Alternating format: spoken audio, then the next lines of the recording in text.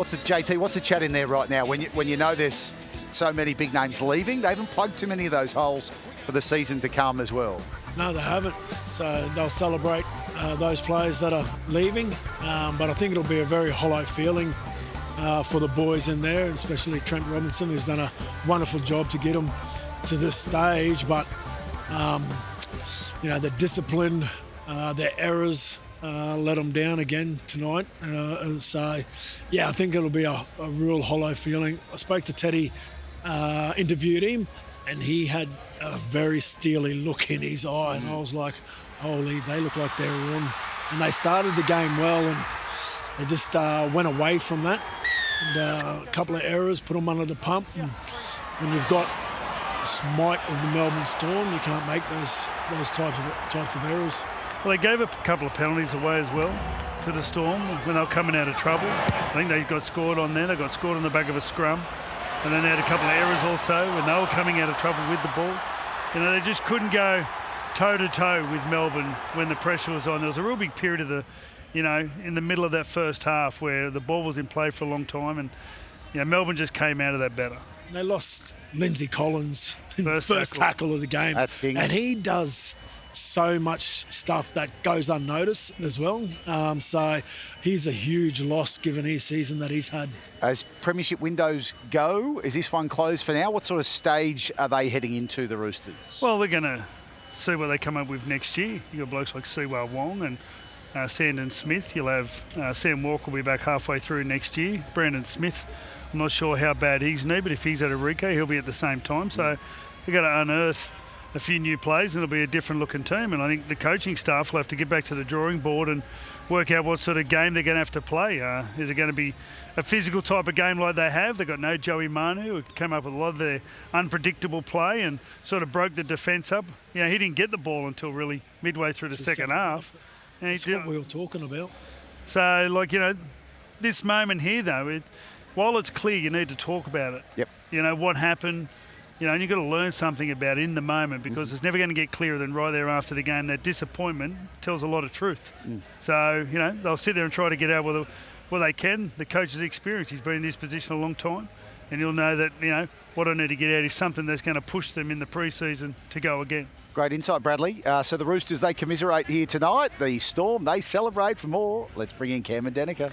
Thank you, James. Well, we're just going to talk quickly about the outcomes of tonight's game and what this does mean for the Melbourne Storm. We've spoken a lot about Nelson Asofa-Solomona and his sin bin, and he was put on report. So we do have his charge sheet. So in round 11, he was charged with a dangerous contact grade 1 charge. He received a $1,000 fine. In round 22, it was a careless high tackle charge, $1,800. Round 24, same careless high tackle charge, $1,800 as well. So that means that if he does get done for a careless high tackle, it would be his third and subsequent offence.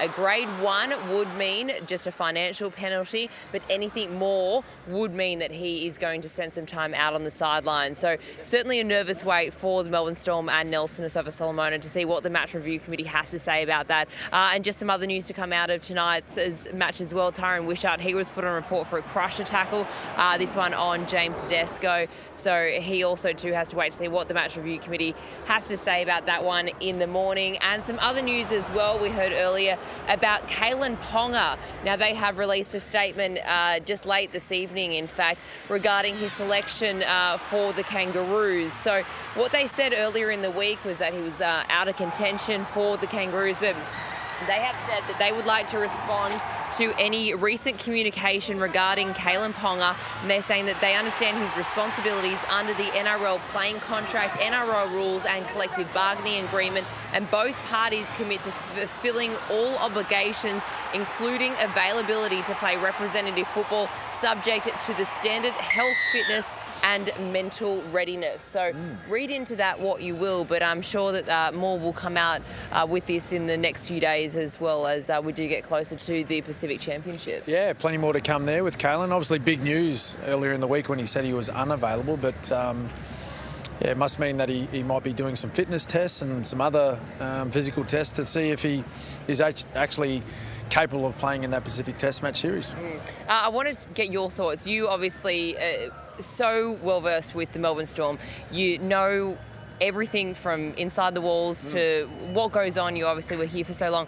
What is the key to Melbourne's success? Because it is absolutely remarkable where they have finished every single year over the course of long period of time since, well, Craig Bellamy. Yeah, well, Craig Bellamy has been here for, 20 odd years now. And, this is his 10th grand final as coach. That's just incredible, that record on its own. And I think, when you look at the amount of times that they've actually made it to this game, Danica, the grand final qualifier, I don't think there's any other team that have done it on such a long period like the Melbourne Storm. Penrith Panthers are certainly on the way to replicating something like that, but it's more about what happens well before what you've seen tonight on the field here at AAMI Park in the 80 minutes. It's all about the standards and what they drive during the week and how they hold each other accountable. And that starts from the top with Craig Bellamy, all the way through from the captain, Harry Grant, the senior playing group, and all the way down to their youngest guy, the most experienced player.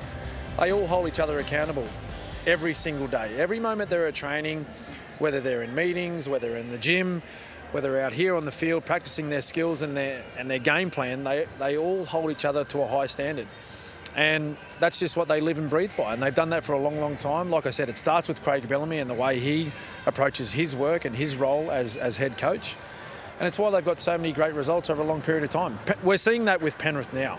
And, if Penrith can go on and win tomorrow night against the Sharkies and play in a 5th consecutive grand final, well, that's remarkable in itself. But it makes for one almighty grand final, Penrith-Melbourne. I know. It's so many storylines as well. Penrith's chance of redemption. Yes. Yeah, we cannot wait. Well, we don't know who is going to be. Well, that's the right. other No, side. we're just saying if. We're just saying if. Penrith.